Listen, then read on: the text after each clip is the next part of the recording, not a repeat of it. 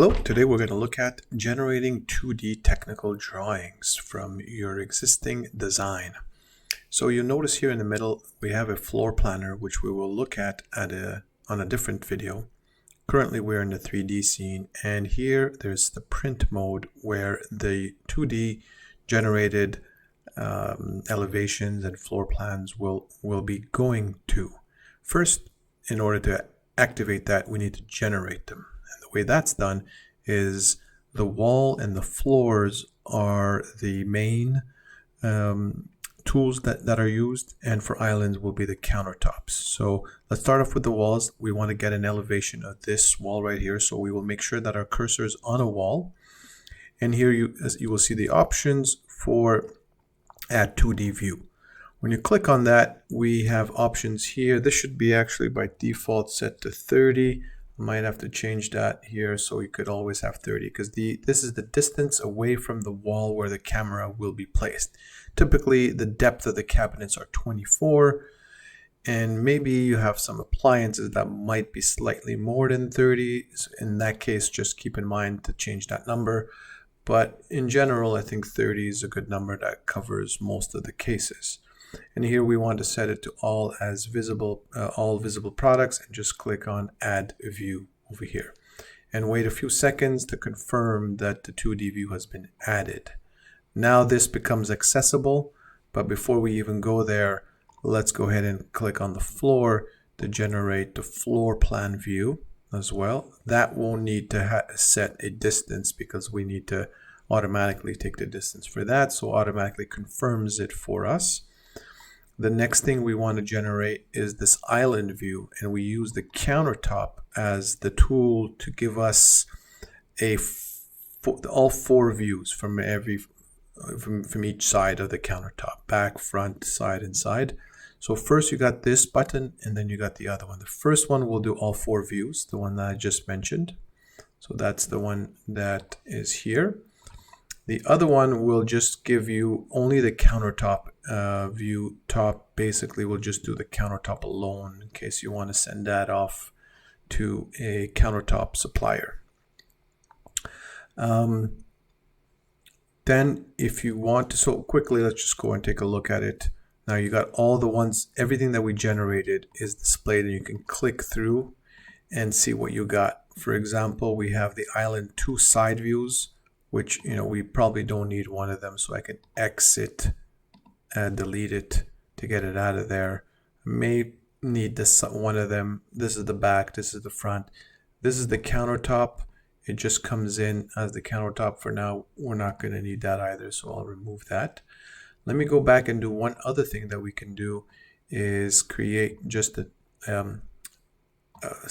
snapshot, a screenshot of the scene, and include that in our PDF presentation as well. So I'm going to just position my camera here and go to this camera button, and there's an add 3D view in color button, and that also got added. The one that says sketch, it'll make those lines a little as though you sketched it by hand, so it'll have darker edge lines. And the black and white one, we could also do that to see what it looks like, but usually for that you want to make sure that you are inside of the room. Currently my camera is a little bit outside the room, so I'm not sure how that will come out, but let's take a quick look. All right, it wasn't that bad. So that's just the black and white.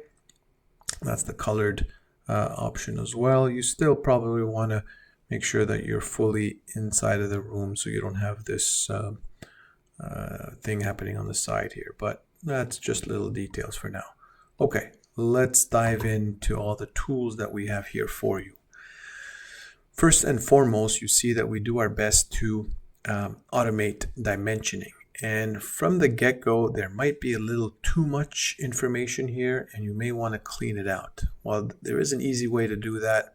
You can double click on any one of these dimensions, and you can delete either individual ones, or you can delete that entire row. In this case, a lot of times there are some weird behaviors like this one here, and I may want to, for example, delete the entire row over here. So there is a button that says delete row, and that removes entirely. Okay, same here. Maybe this one here is not useful, and so I'm going to say delete entire row. This top one is good, but this one down here is not useful, so I'm going to clean it out. Aside from being able to do that, we have each one of these dimensions on different layers here, and we haven't yet added any text or any label dimensions, but let me quickly show you that you can simply, by checking on and off, you can hide all the dimensions. So you may not want to originally send the detailed dimensions of each cabinet to your customer. You may want to just show it to them this way at first, and then if they sign the contract with you, then you can go ahead and show them detailed dimensions. Text, let's go ahead and write some text in the scene. Before I do that, I also want to show you that these dimensions, once you double click them, you could also move them if you need to, and they move, and you can align them to where you want to have it aligned to. Okay, so maybe in this case I want it here, and I can just leave it there, or I could put it anywhere else. And so that could be helpful. And for now, I'm going to keep things really clean and just remove everything that's not needed except for the overall height of the wall.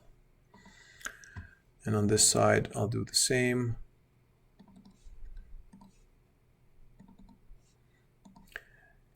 And so now in here, you see there is some overlapping, and so I can just move these out and specify better what it is, or if I don't want to show the 1/4 inch gap that's there on both sides of the fridge, I can remove that. There's probably a panel missing here that is incorrect, but that's fine. That's just probably my design.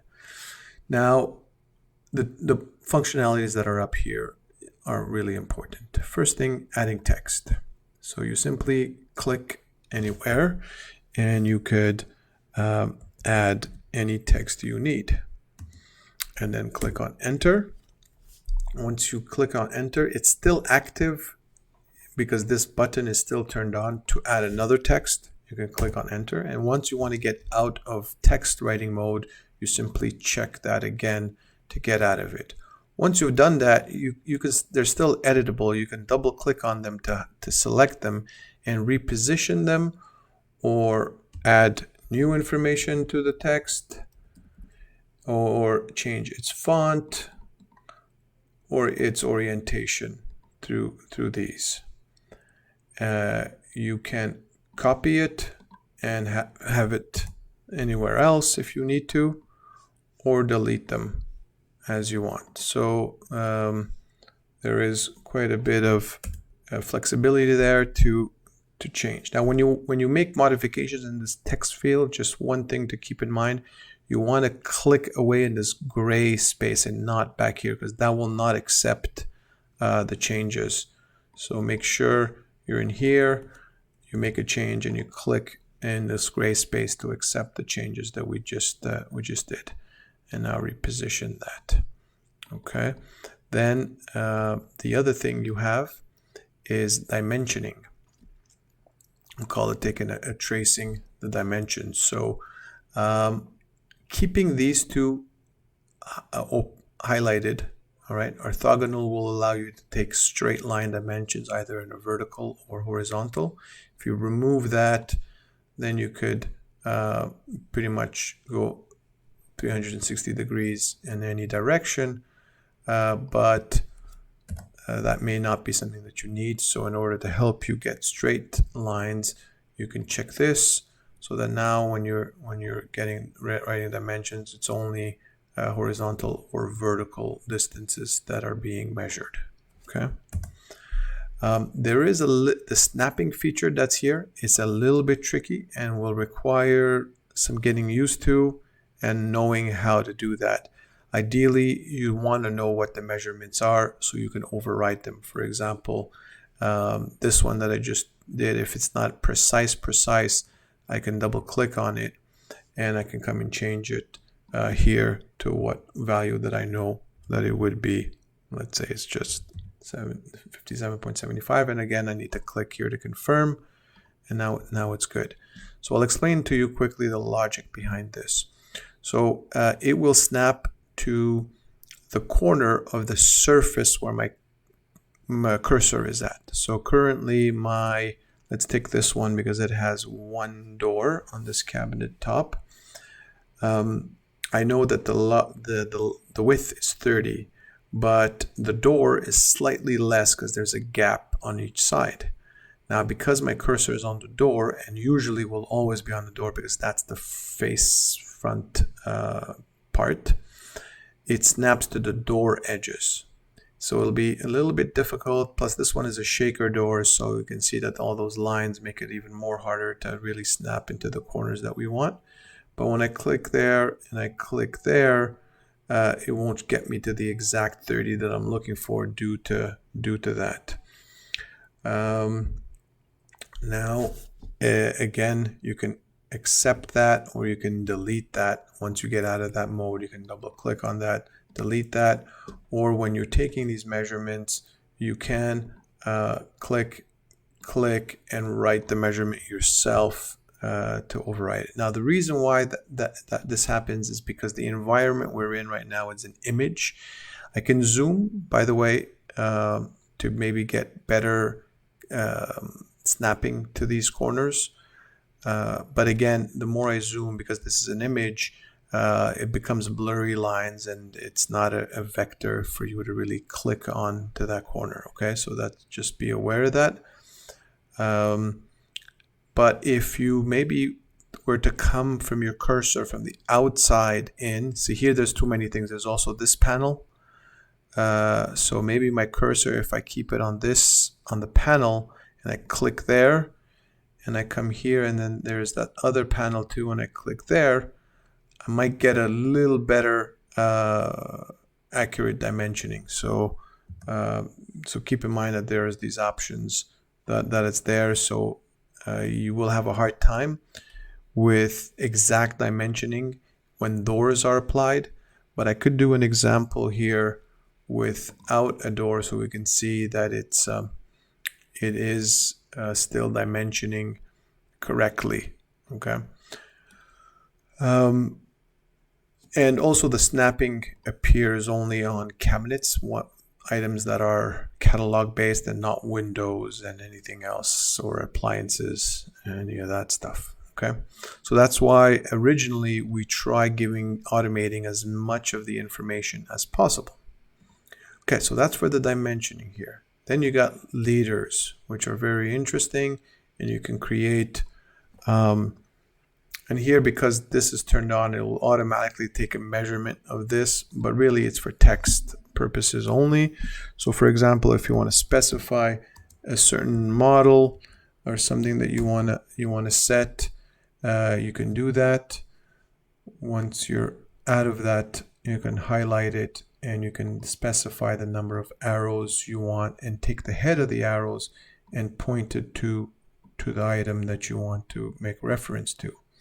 And this is the body text. You can move that around. The arrowheads will stay. Or if your design is too busy and you want to put it somewhere outside, you can do that as well.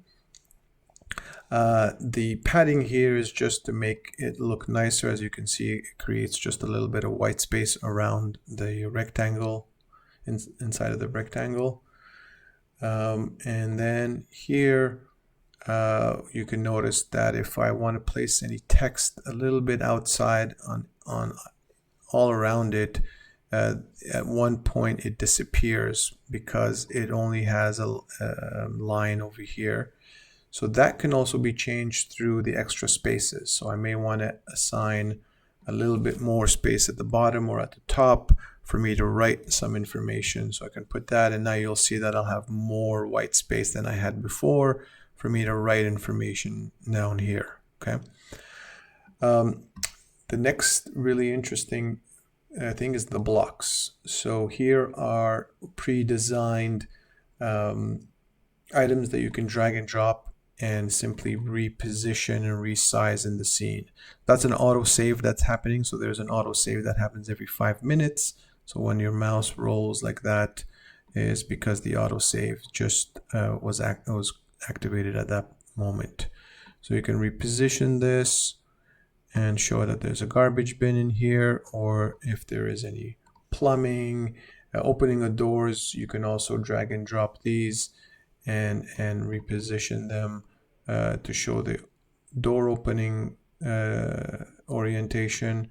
But with the handles that are there, I think that's probably sufficient. But in case you don't have any handles, then you can use these to indicate that. I had a puck light in this cabinet, and here is one that I recently made, and I'll be adding more of these different blocks that you can easily just position into your scene to give more information about the elevation. So coming back to this first page, now we can see that I can hide the dimensions. The text that I wrote can be hidden or change the font. The dimensions that I took can do the same. The labels are not on here, but will be on the elevation, and the leaders can be hidden as well. Okay, so those are things that you could look at. Coming here to my elevation, to my plan view, my top view, the labels are basically what appear here as currently set to being the width, height, depth of the cabinet. Once again, these can be moved around and repositioned if you see that there is overlapping between the different items in the scene. You can add text and add other information here. This is the island. In this case, you're probably going to want to remove some of this because it's going and taking cabinet dimensions as well behind this left side of the island.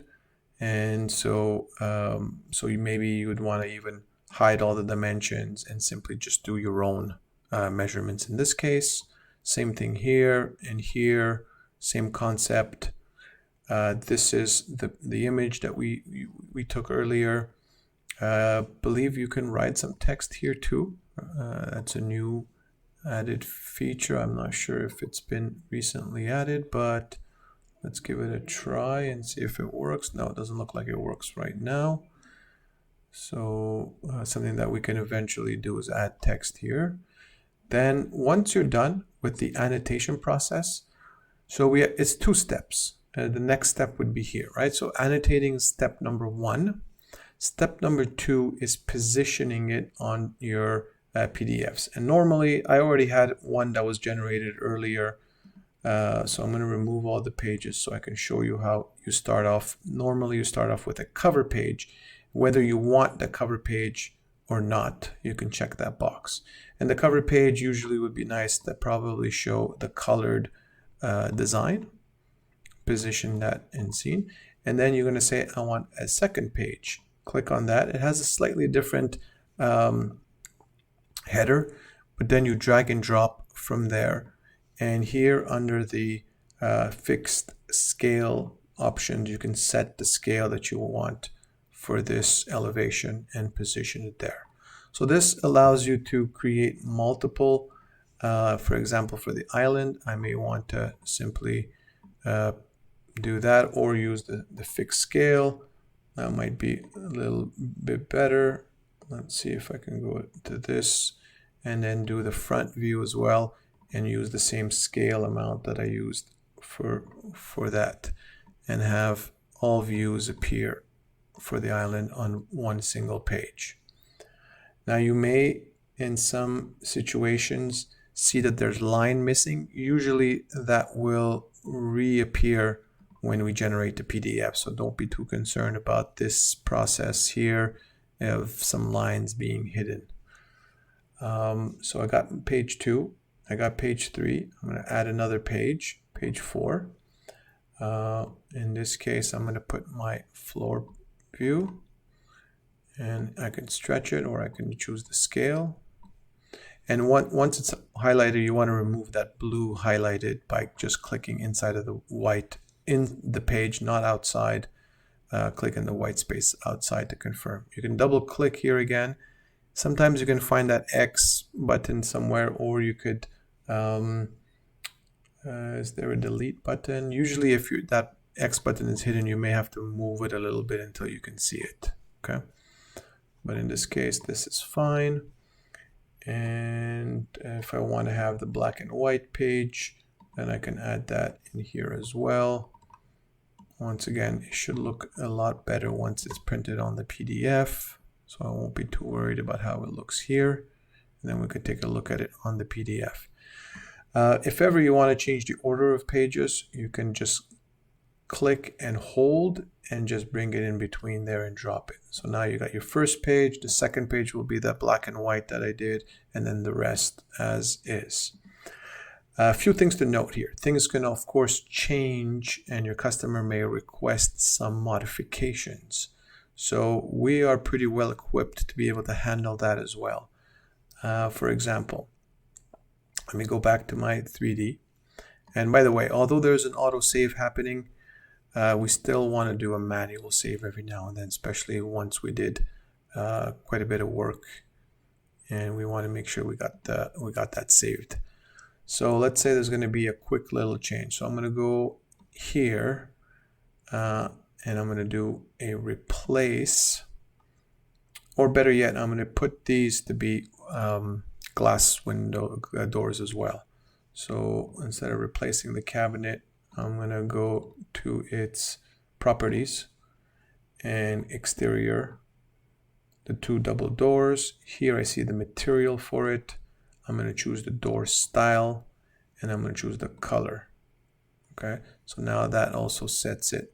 I'm probably going to make it a little wider because the 21 inch isn't good enough, so I'll probably add another 6 inches to it. Let's go ahead and put 27. Okay.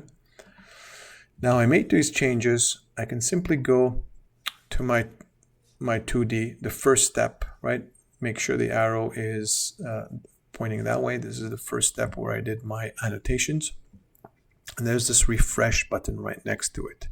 What will the refresh button do? So it will keep, let's do it. Let me click on it. Are you sure? Yes. It will keep all the annotations that I added, but it will revert to the default automatic measurements that I already had. So that may be a little bit tedious, but the good thing is that the it updates everything that is part of the design and also keeps any annotations that I've done. So I'll have to just clean some of this out quickly and delete all these rows that I don't want again.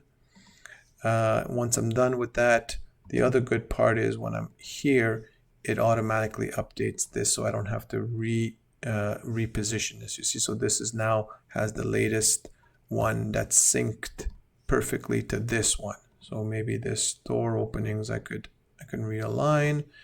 I might want to remove more of these lines. So whatever changes I'm making here, it's automatically updating here as well.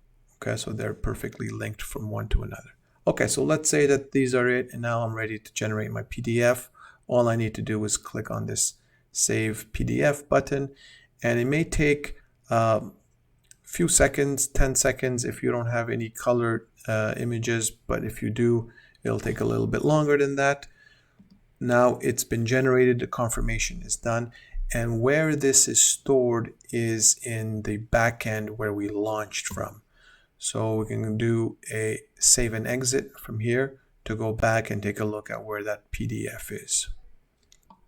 Okay, so this is where I launched my my design from. Now when I'm here, I see first a list of all my products, and here is where the renderings will come, but the PDF is where I want. So I previously already had one that was generated a while ago. I can see the date. This is today's date, and simply by doing a download, I can download that PDF.